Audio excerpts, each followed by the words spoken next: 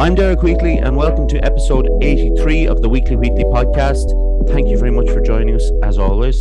I want to thank my last guest, James Crowell, for coming on. He's a friend of mine from the gym. He's a coach, and we talked about neuromuscular therapy, and I can't say that word, and about CrossFit coaching and things like that. But then we had a little bit about educating Derek, and it was about like Funko Pop figures and Pokemon. And he was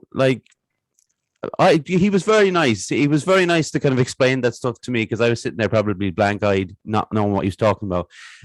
So good on you, James, for doing that. Thank you very much. Also, if you're new listener, if you wouldn't mind, if you're on YouTube one of the days and you think of it, go to our page and maybe subscribe to the podcast. It helps us an awful lot. Even if you just like listen to it on Spotify or out walking or that, it does help the podcast. And as always, thank you very much for your support. Actually, do you know what? Let me introduce the guest, and I have a question for her. Well, I have loads of questions, obviously, but she is an acupuncturist and a PSYCH-K facilitator, and her name is Joanne Burke. How are you, Joanne? Hi, how are you, Derek? I'm very well, thanks. This is the question. I didn't even think of it while we were talking before I pressed record. I was on YouTube, right? And I was looking for a song. So, typing in a song, and those ads that come on, 20-second ads or whatever. And Richard Branson comes on, and he's giving away a trip to space.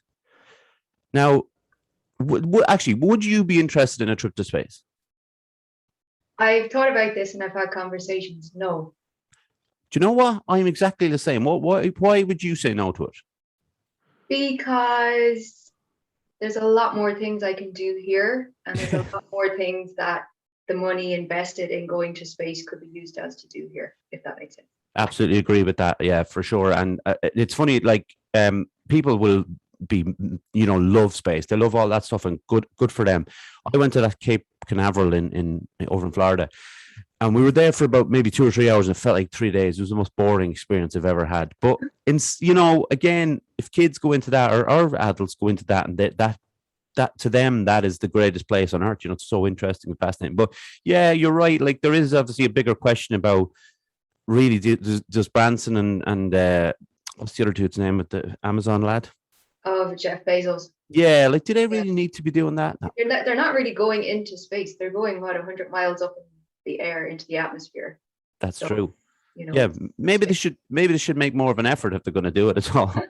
Yeah, exactly. Go for it fully. It's funny, actually. It just came back into my mind. I had thoughts of being an aeronautical engineer back in school that I'd completely forgotten about till you asked that question. Well, why was that? Were you really into it, at space and stuff at the time? I love maths, and I just thought it was a really cool thing to be able to design rockets. And I ended up not doing that. I did other engineering, but yeah, it just seemed like a cool job, but I'd imagine it's not that cool.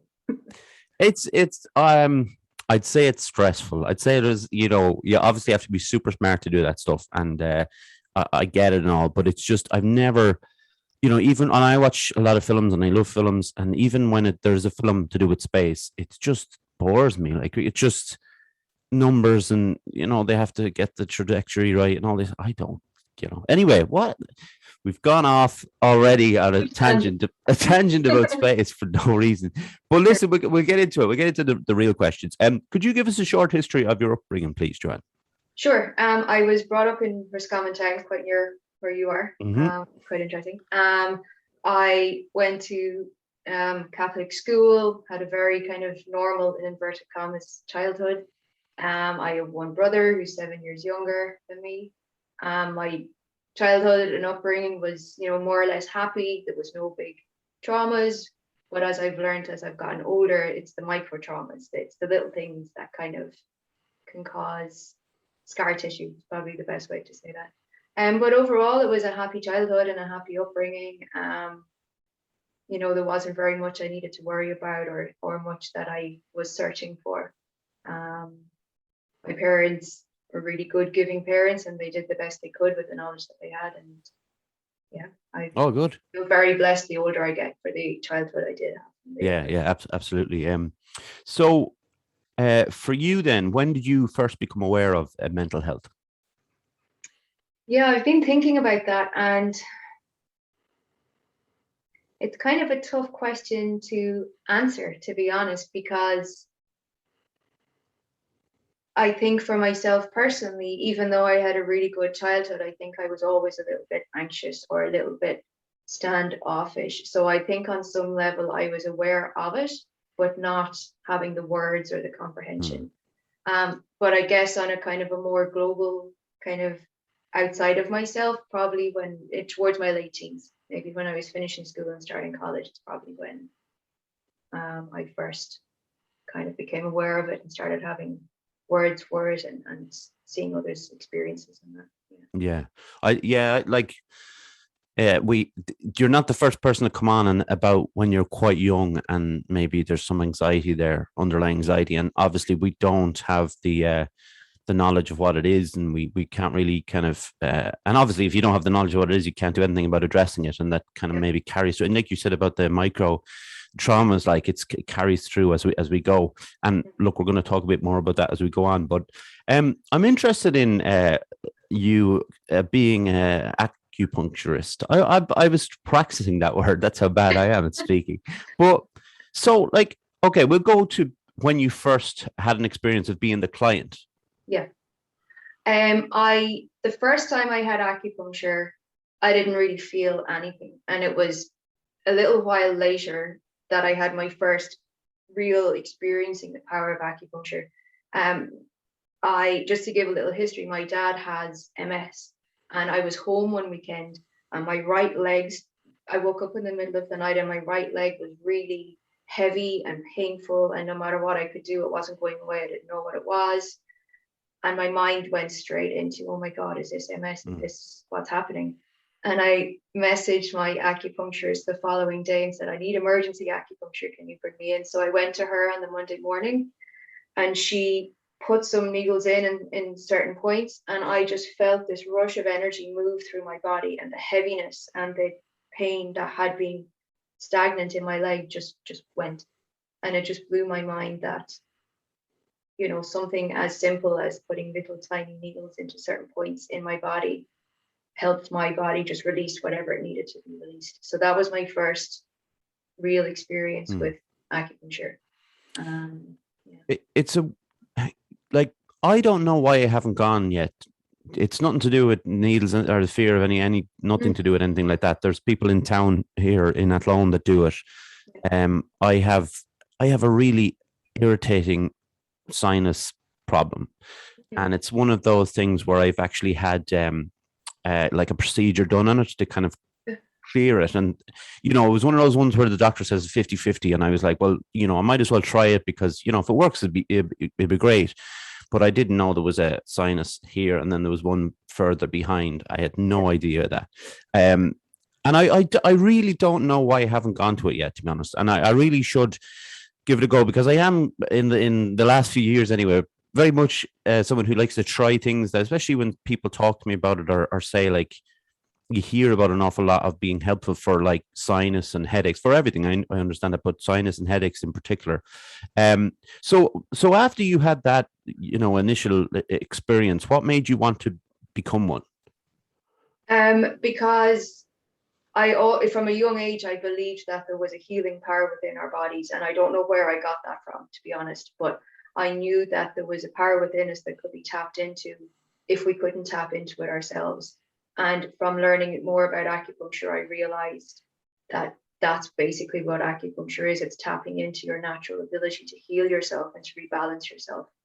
Because I'd experienced this in my own body, I knew that this is what I wanted to do. This is what I wanted to move forward in, because I was kind of lost in my, what do I do with myself kind of thing. And, you know, it works on not just a physical level, but on an emotional level. And also it can work on a spiritual level to some sense as well. So, yeah. Yeah, I again, you know, hearing about it and obviously, you know, it's not just a physical thing. Like, do you find that with the people who go to you, or the clients, or even the people that you've spoken to about it, like fellow acupuncturists? I'm going to have to stop saying it because I'm going to mess it up any minute. But do you find that, like, there is people coming for those different reasons, like whether it's, you know, like you said with your leg, that, you know, or like I'm talking about sinus and stuff, Are people coming for many different reasons rather than just the kind of physical aspect of it? I think some people come thinking they're trying to work on a physical thing, but then after a session or two where we have a really good chat, it actually turns out that they've come for a different reason and they didn't realize it themselves.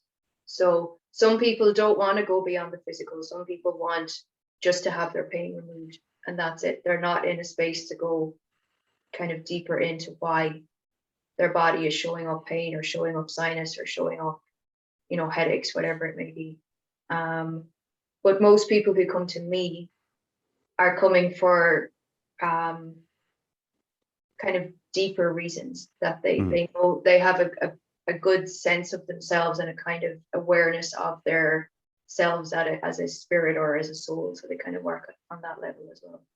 Yeah, because that, like, obviously I can't speak for others, but with you, it does go further or deeper than, someone turning up for a sinus problem or whatever. Right? So I mentioned PSYCH-K at the start, and maybe some people will be familiar. And before we start about that, I want to say thank you very much to a friend of mine for recommending you. I won't name the person, obviously, but yeah, really appreciate them for recommending you for coming on. So what is PSYCH-K? I know that's a very big question. But...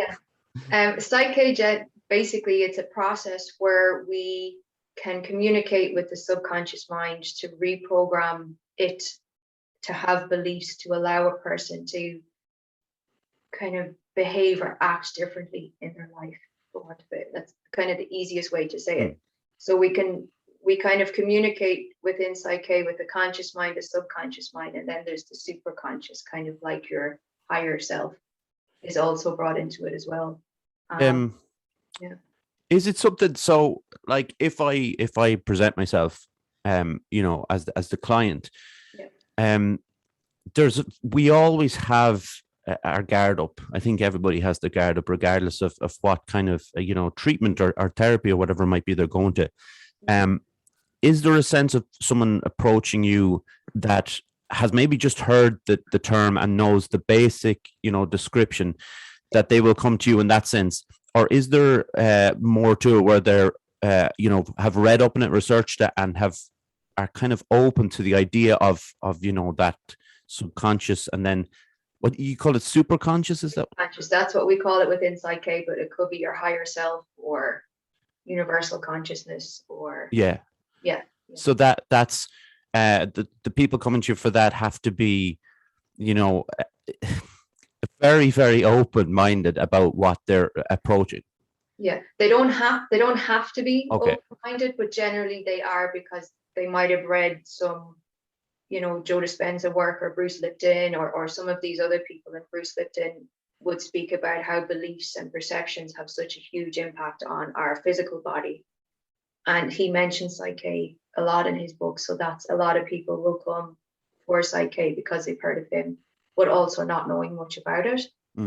But they're willing to try and they might be feeling stuck and they don't want to feel stuck anymore, and they realize that maybe their subconscious mind is kind of keeping them in a safe place, and they want to move into a different safe space.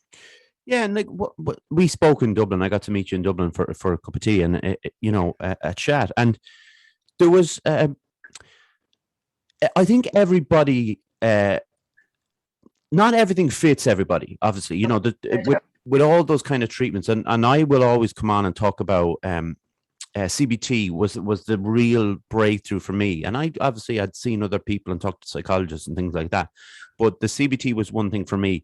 And the purpose of like what I do with the podcast is to have all these different people on to talk about all these different ways that they can, I don't know, like I'm probably using the wrong words really with regards to treatment or opening up or talking to people and finding new ways. And I think what's so important is when I heard about what PSYCH-K was, and I had to, have a little bit of a look up, as I told you, I didn't go too into depth because I wanted you to talk to me about it. Like, but when I looked up the ideas behind it, and I've written it down just so I don't mess up, but like confronting frustrating and unpleasant beliefs, it's something that sounds obviously very, very uncomfortable.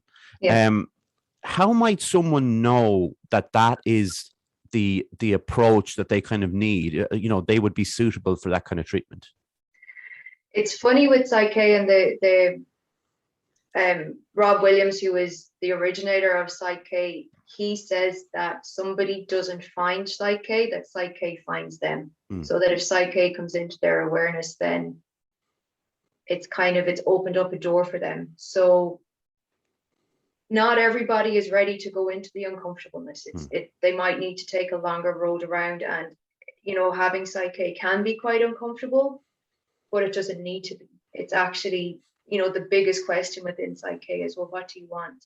What do you want instead? If you're feeling like you don't believe in yourself, what is it that you want? And most of the answers is, well, I want to believe in myself.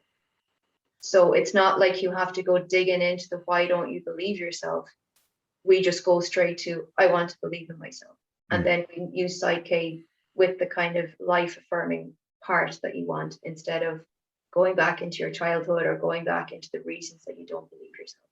So the way it's explained might seem very kind of difficult, and it's going to take ages and it's going to be overwhelming, but actually turning it around to what you do want makes it more, the word is palatable. It's just easier to kind of go through sometimes.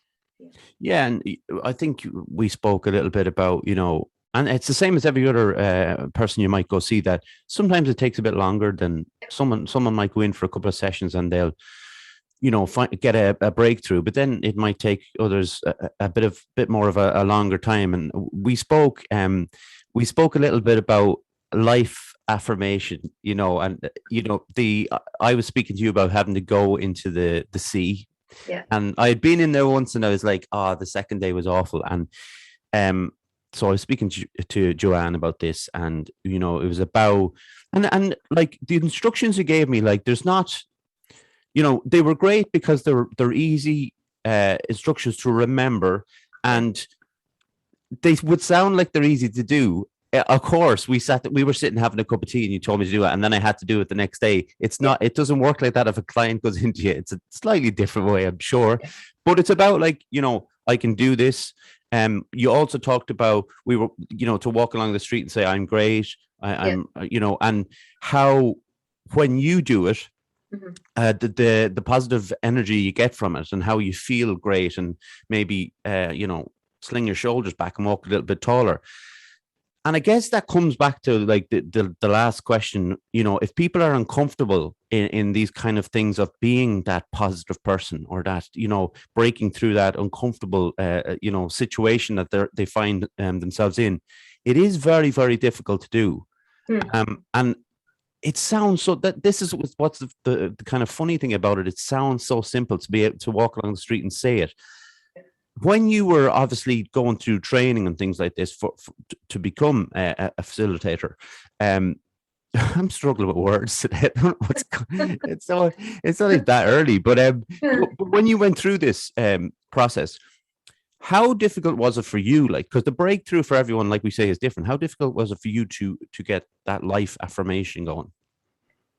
That was difficult, and the life affirmation, or what I call self-concept, is not really part of PSYCH-K. It's something else that I've been bringing in, because I felt for myself personally, and I was seeing it with clients, is that with a PSYCH-K balance, when we go through a process, it's there as a potential. So it's there as, like on your laptop, it's there as a program, but you need to use the program for it to do what it's designed to do. So if we change a belief in somebody and we program them to believe in themselves, but they're still walking around having the thoughts of, I don't believe in myself, I can't do this, that's when I started to realize that something else is needed in between.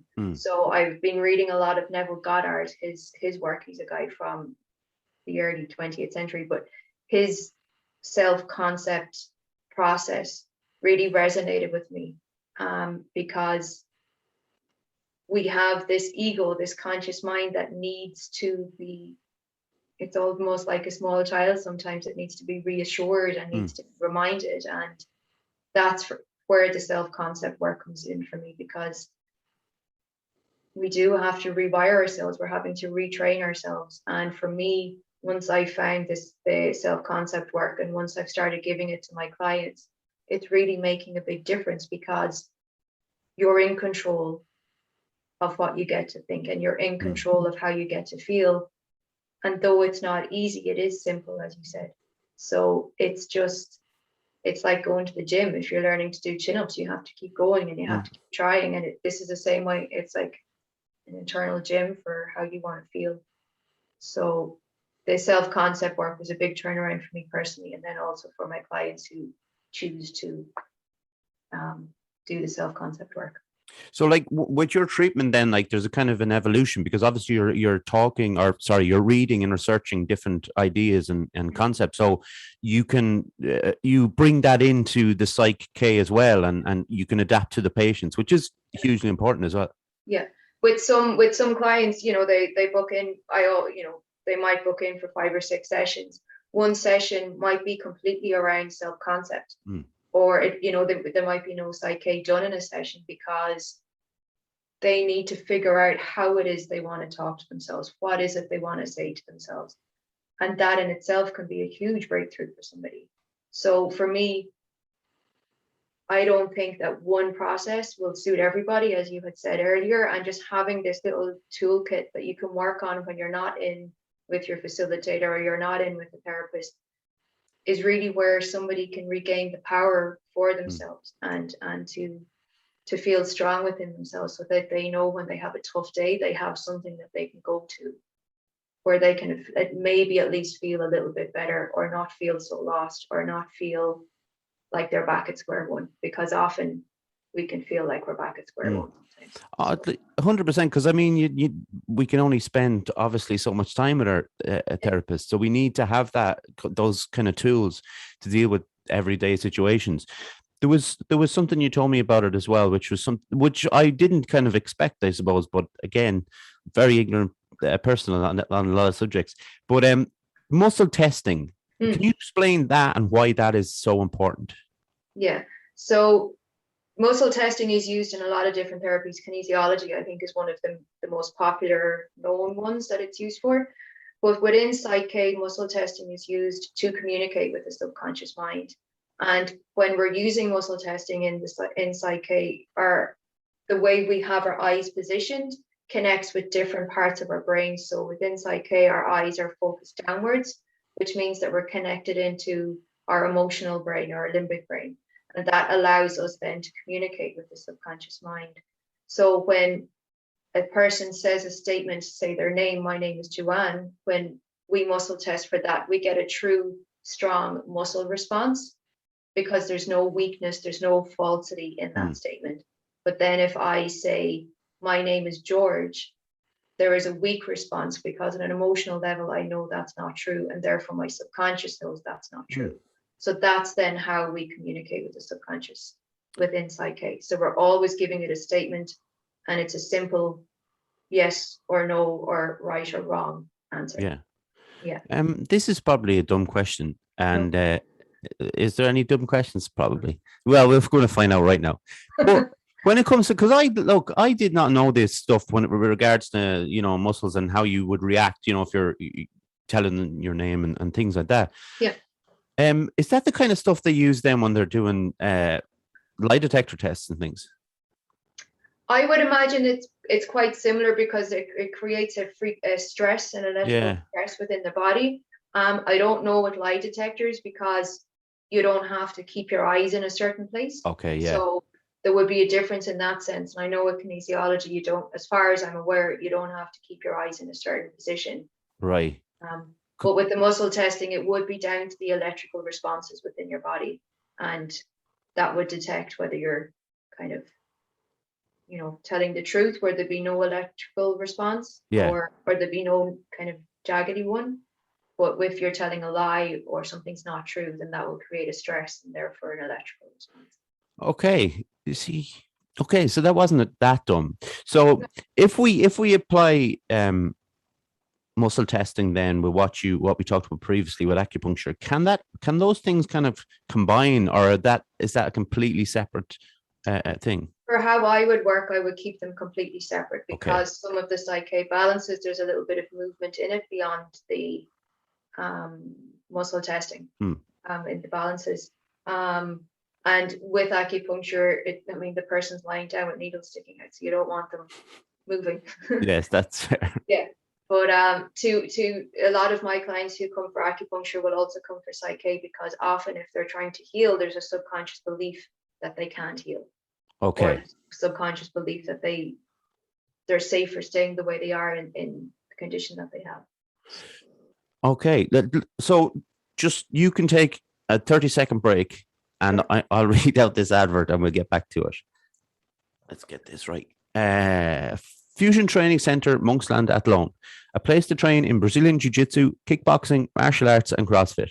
A great atmosphere with experienced coaches and a real sense of community. If you want to join the team, find us on Facebook. Find us on Facebook at Fusion Training Center, or drop in for a chat. Fusion Training Center. Train like a warrior. I was flying, and then just the final hurdle it was to trip me up. But listen, the Fusion Training Center, obviously it's open weeks now, but as things are going, Martin is hoping that the full contact jiu-jitsu can start again, the full contact kickboxing can start again, CrossFit's still going. So if you haven't signed up and you think you want to try something new, get some exercise in, meet some very nice people, give it a go. So I also wanted to ask Joanne about tackling subconscious beliefs, and like, it's a huge thing. It can be a monumental task for it. Like, is there a resistance initially from everyone, or can people? I always wonder about certain people can just mentally, and there's, can tackle these things head on, and then obviously people then will be closed off and stuff. Is that a worry initially for all your patients or clients? Sorry, not your patients. Yeah, it can be. I think often when people come to me, especially when they're coming for a PSYCH-K, which something is quite new, it's only about 30 years old, that they're kind of at the end of the road with what they're doing, so they're ready to make the step. Doesn't mean that it's any kind of easier or less uncomfortable, but it can be a scary thing going into something that you've probably had since childhood or before, or some ancestral beliefs that you've carried through. There's one thing within PSYCH-K, just to bring the superconscious back into it. When we're doing a balance, we always ask for permission to make sure it's safe and appropriate to deal with this particular subconscious belief. And sometimes it's not in the person's highest good to work on that particular belief. There might be something else that needs to be done first, or some bigger awareness that needs to be brought around it. So I think that's what distinguishes PSYCH-K from other therapies, maybe, in a sense, that we might feel it's the time, let's go in and do this, let's dig into this. But if you're super conscious, your higher self doesn't feel like it's the right time for you, that's going to benefit you, we'll actually get a no answer from that. It's not the time, and we have to take a new direction. And that can happen quite often. Yeah, that's kind of, that's interesting, because when I think, look, every therapy is difficult. That it's you're tackling things, whether they're right in your present day life or they're back, as you say, like 30 years ago, past traumas and things like that. Everyone is difficult, but when you arrive at that space, I'm speaking from my own experience and stuff, when you arrive at that space where it is very, very kind of raw, and you're in a kind of very vulnerable situation, and there's 20 minutes left on the clock, and you keep going, and you might walk in there feeling low, or struggling, and maybe it's not the right time to go in that direction. The conversation has gone in that direction, and you're coming out maybe regretting the conversation, maybe even thinking that's it, I'm done in there, I've had too much. And I think that's a very responsible approach to have when you're with a client, to kind of say, well, maybe this isn't the right time to go that deep. Yeah, I've often asked a client, does this feel like the right time for you to go into this?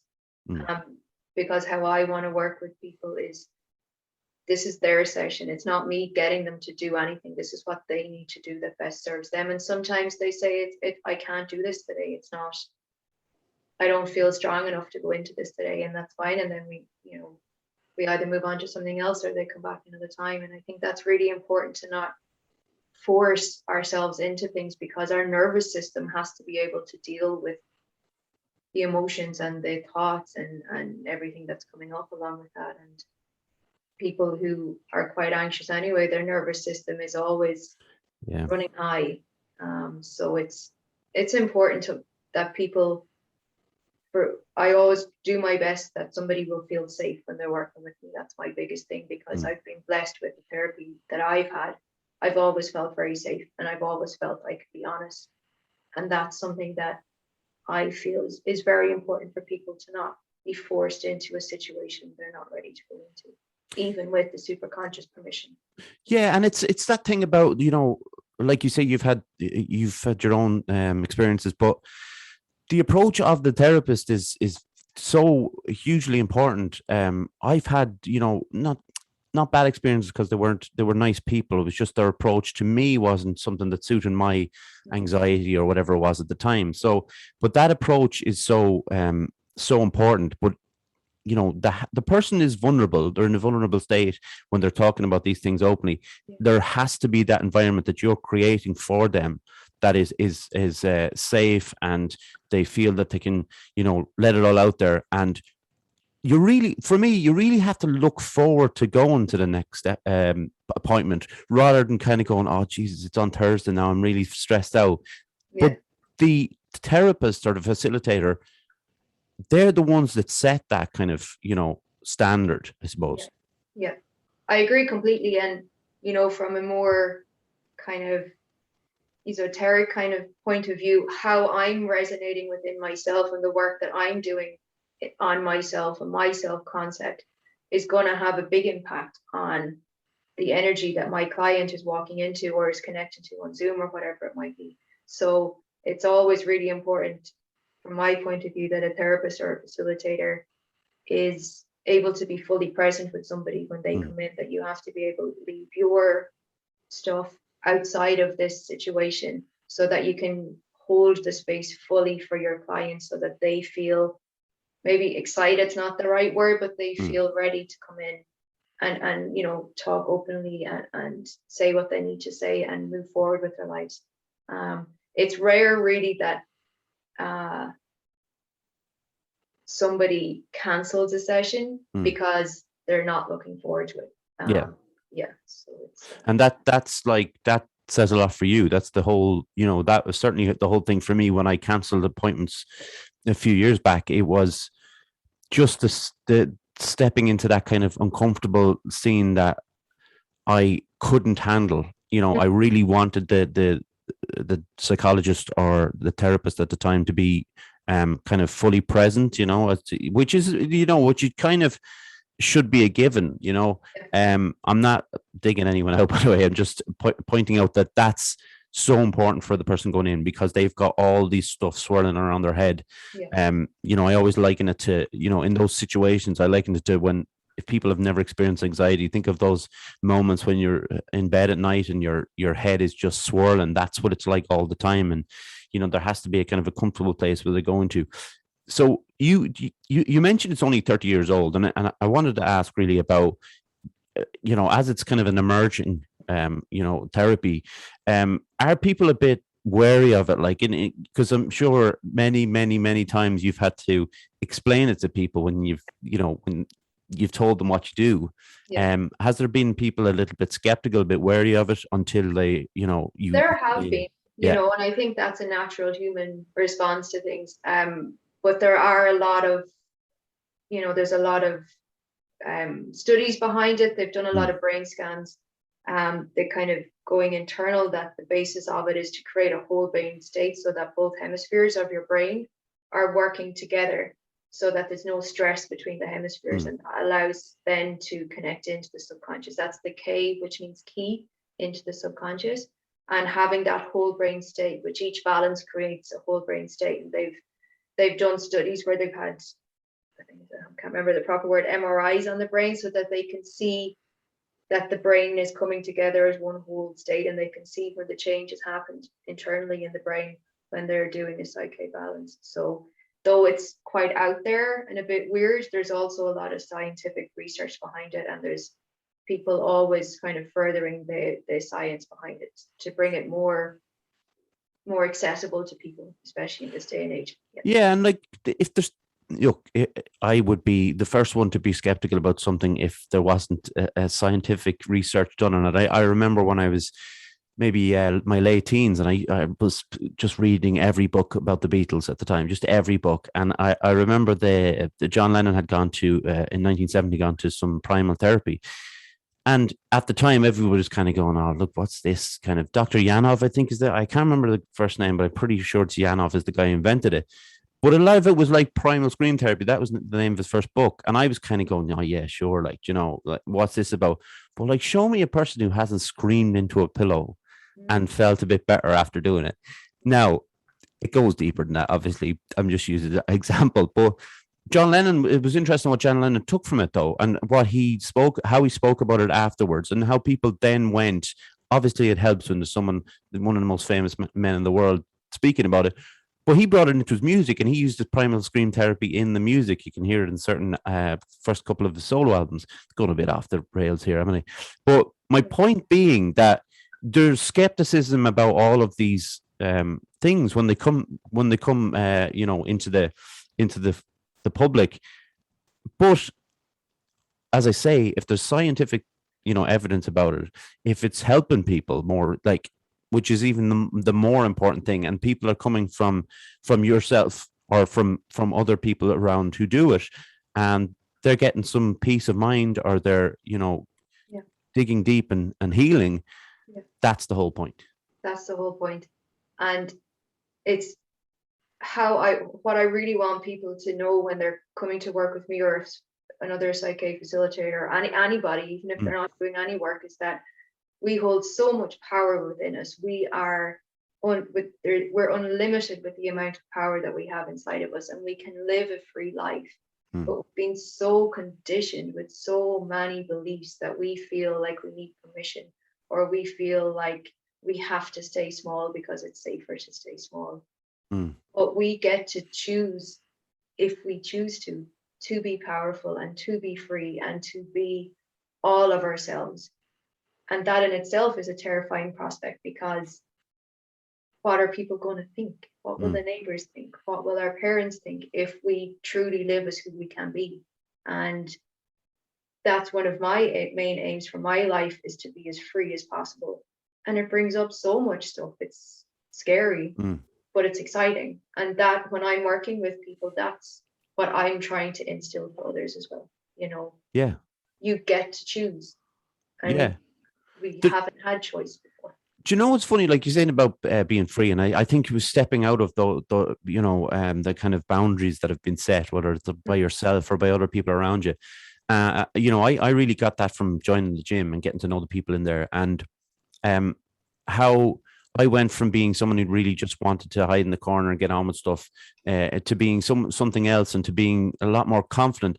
And there's something so powerful, and it's kind of more than that even, but it's something that I hadn't felt in a long time until I you know, started to do it, and to kind of step out of my shell a bit and be comfortable and confident with the people around me that I could do that, you know. And like you said, there is always that thought in the back of your mind thinking, like, what's this person going to think of me? They'll be like, well, that's not what Derek is like. He doesn't do that kind of stuff, do you know? Yeah. And the thing about it is, we always have a choice whether to listen to that voice or not.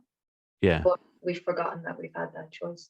It's so loud, it's so common, it's change the thought. Yeah. And it's so loud and so common and so easy to listen to it, because the as we've discussed already, the tough part is to not listen to it and break away from it. That's the toughest part. And like you told me to do when I was talking about the water, is to talk to myself and like tell myself I can do it, and you know, I'm great and things like that. And by the way, I did actually get into water the next day. I should have mentioned that. It was freezing though, but it was absolutely worth it in both senses, in the sense of getting in and out of the water, but in the fact that you talking to me about that little bit of skill, you know, to have that skill set to be able to talk to myself like that. It's going to take a lot of time, not at work, but I'll get there. An easy way to use that, if there's certain areas of your life that you feel you're not really talking to yourself well in, is to write down the statements on a piece of paper and have them with you, or record them and have them on your phone and walk around with them on headphones with your own voice saying it over and over. And it only takes 5 or 10 minutes generally. And when you start realizing and start feeling the change of state within your body when you're doing this, you're like, I'm going to keep doing this. I'm not going to stay feeling crap for a day or two. I'm going to use this and I'm going to feel better, even if I have to do it 20 times today. I'm still going to do that. It's funny. I was just talking yesterday on the podcast with James, that he gave me some hip mobility exercises and literally said it's 5 minutes a day. And he must have told that obviously told to every client about whatever their situation was. And we talked about, why do people stop doing these things after a week or whatever it is, when you literally sit down and watch the TV while you do the hip mobility. But for yours, say, like, if you're out for your run or you're going for a walk or wherever you are on the bus, just and like you said, 5-10 minutes to just, we always we don't have time. Of course you'd have time. Like, it's 10 minutes. Yeah. And that's like, I don't know if we're thinking like we don't have time for ourselves more than we don't have time, and we're thinking, I can't say to anyone I don't have time. I don't have, kids and, all this kind of stuff going on in the house that some people might have. But I think with the kind of advice you've given me, that it's definitely something that I need to do more of, because there are obviously will always be situations where it's needed. Yeah. And I guess even just kind of working on your phrasing of that, it's not necessarily that you need to do it, but you get to choose to do it. Yeah. And that's what helps to make it easier, because it becomes less of a chore. When we need to do something, it's a chore. Whereas if we choose to do it, then it's something, it has a different feel to it if we're choosing to do it. And that's exactly what we do with things like, go for a run. It's not about needing, it's about, I want to go for a run because I know how it makes me feel. And we need to bring all that into it, into our lives. You've been to retreats, okay? You'd like to go to retreats. What do you get from them, I should say? I guess I get to see more of my shadow self, the parts of myself that hold me back from feeling free and being free. I get to put myself in situations that feel uncomfortable. I get to meet new people that I wouldn't necessarily meet in my daily life.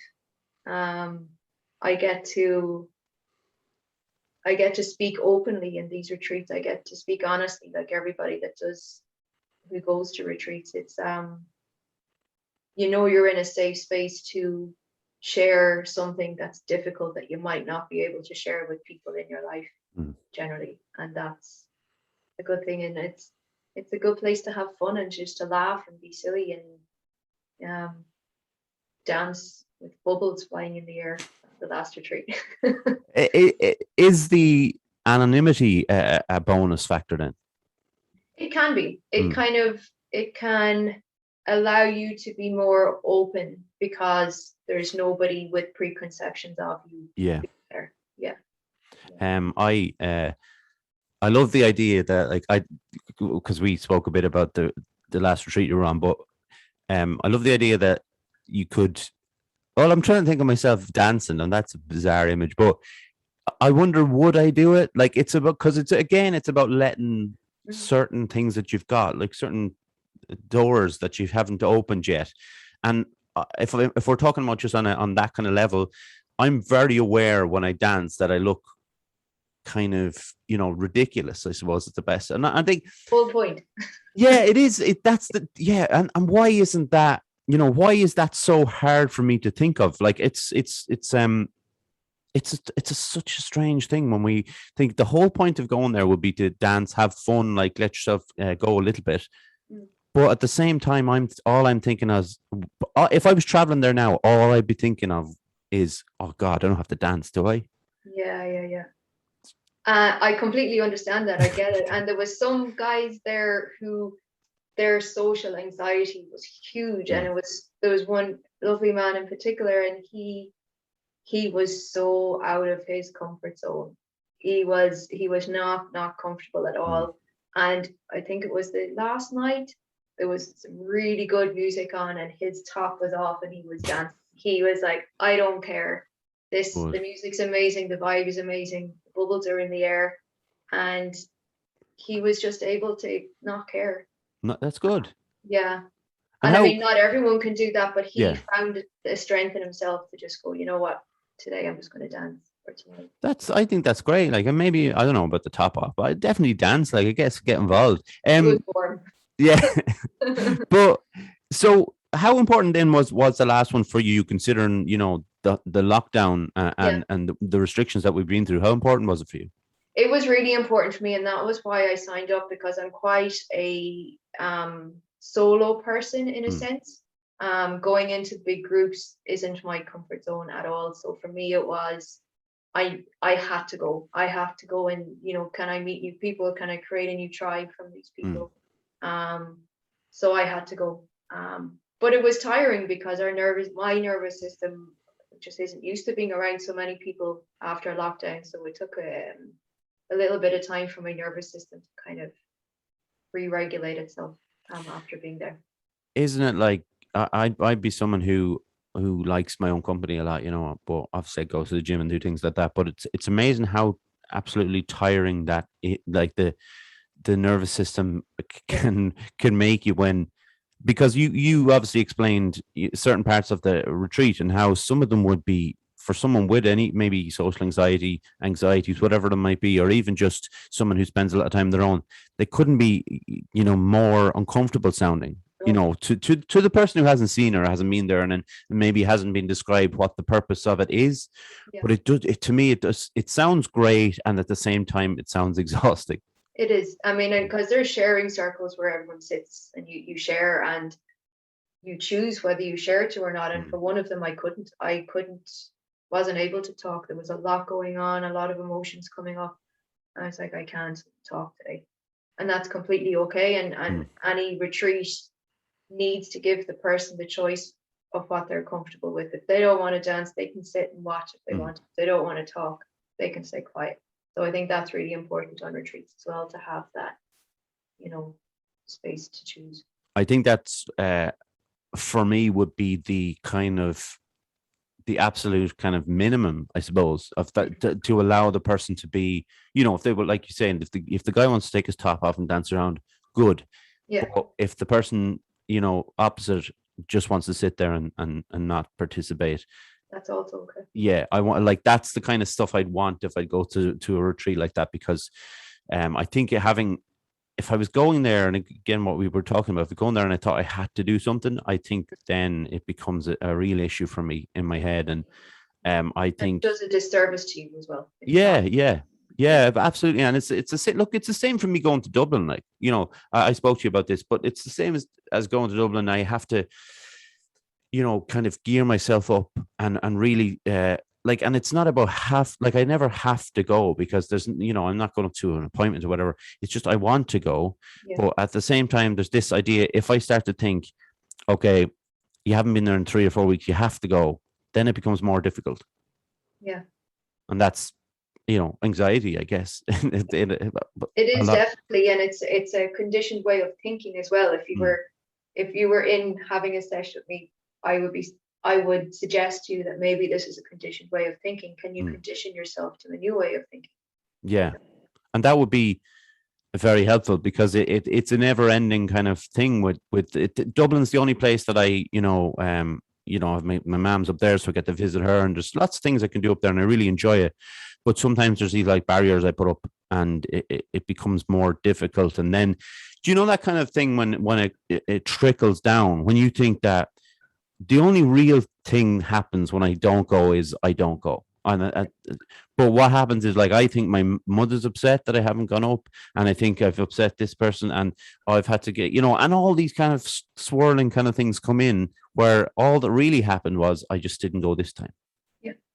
And look, we could probably go back and forth this all day, but I did really want to ask you, and this is, some people find this very, very difficult question to answer. What do you like to do in your spare time, Joanne? What do I like to do in my spare time? I like to go to the gym, though I haven't been as frequent recently as I should be. I just like hanging out with my good friends and having dinner and talking, and I like being out in nature whenever I get a chance to go. Being out in the silence of nature. And I also watch some prop TV occasionally as well, and that can be very enjoyable. And I love reading. I love the subconscious mind. I read about it a lot. So yeah. When you talk about being out in nature, something you obviously like doing, you're in the middle of the city. So is that something that's as appealing to you? To being out in nature, or yeah, definitely. And I know that I don't get myself out in nature, out of the city as much as I could. But being out in nature and just being out, watching the sea or just hearing the wind in the trees, it's something that can really calm me down and just kind of resets me a little bit. And being right in the middle of the city, it's super important to do that. Yeah. Do you miss Roscommon? No. brutally honest. To be fair, like it's kind of hard for me to kind of judge certain things, in the sense that I grew up here in Athlone, but I went to school in Dublin and then I came back here. So there's like a bit of both. But like when I was in Dublin, like the city just scared the life out of me. We were in Sword, so it was outside, but the city scared the life out of me. But when I go up now, with all the anxiety, with all those kind of things, I really like it. And when we, I love like Dawson Street. I love that street, and because it's got a bookshop and it's got a DVD shop, that's why I love it. But there's a lot to be said for it. But what is it about? Is it just because you grew up in Roscommon, or is it just, are you comparing it to your life in Dublin now? No, my parents live in the town, so I'm not in the countryside when I come home, so I'm in town. But it's like my life growing up there is a completely different life, and it feels very different. There's a different energy to Roscommon that can be quite heavy. That's not as heavy in Dublin, and I think that's why there's just something. It's obviously I'm from Westmeath. I do live on the Roscommon side, but I don't call myself from Roscommon because like nothing wrong with Roscommon, but they did vote. But we all know that. Like, the only it could have been another county's fault, but whatever. Oh really? Oh, I missed that bit. Yeah. Oh, I don't know. I blame Roscommon. But no, it's grand. It's like I think I've only been to Roscommon town once, so I can't really comment on the town itself. Yeah, I mean it's a nice town. There's great people in it, and there's a good community there, but it just doesn't suit me. It doesn't really suit my energy. I like going home and visiting. I also like leaving and coming back. So, I think that's fair enough. But like we when I met you, we spoke for quite a while. And are you kind of person? Because sometimes I'm like this. Okay, so if I meet up with people, with friends or whoever it might be, and I'll talk for like 2 or 3 hours, and we'll have a great chat, and I'll get everything off my chest. But then I'm quite happy then for like 4 or 5 days to just not talk to anyone. Are you like that? Yeah. I'm very But it can also flip the opposite side as well. It can get to the state where I may be really needing to be around people because I've spent too much time on my own. But that's But no, I enjoy my own company. I'm good in my own company, and that's important. I don't need to be around people all the time. That's I think that's a beautiful way to finish up. No, I've got one more. Where can people find you, Joanne? Sure. I guess the best place to find me is my website. It's joanneburke.ie, or I'm on Instagram at acujoanne, I believe it is. And that's the best places to find me. You go and have a look, do a little bit of research about PSYCH-K, and it might just be the perfect thing for you. It's one of those things like we're directed towards, especially in the public system, we're directed towards certain treatments, and like I say, they may not be for you, and certain other treatments like PSYCH-K, could very well be. And that's where we try to get people on to chat about it. And Joanne was absolutely brilliant to come on. And Joanne, thank you very much for coming on. Thank you so much, Derek. It's all right. No problem. I'd like to say thank you very much to John for all the work he does behind the scenes. To my mom, my dad, my granddad, thank you very much. And Jaron Calvin, sorry for the music and the logo and that. YouTube, subscribe, like I said earlier, if you would. Facebook, Instagram, Twitter, all the Weekly Wheatley, Spotify, Apple Anchor, Google Podcasts, etc. Thanks to everyone for listening and or watching, if that's what you're doing. I'm really going to have to. It's starting to, like, it didn't bother me at the start, but that like the ring light on my poster is annoying me because I really like the poster and it's there every time, and I'm like, I really have to do something about it, but maybe take it out of the frame or something. But anyway, absolutely pointless bit of talking there. But Joanne, like I said, thank you very much. Thank you, Derek. Thank you. And everybody else, we will talk to you next week. Take care. Bye.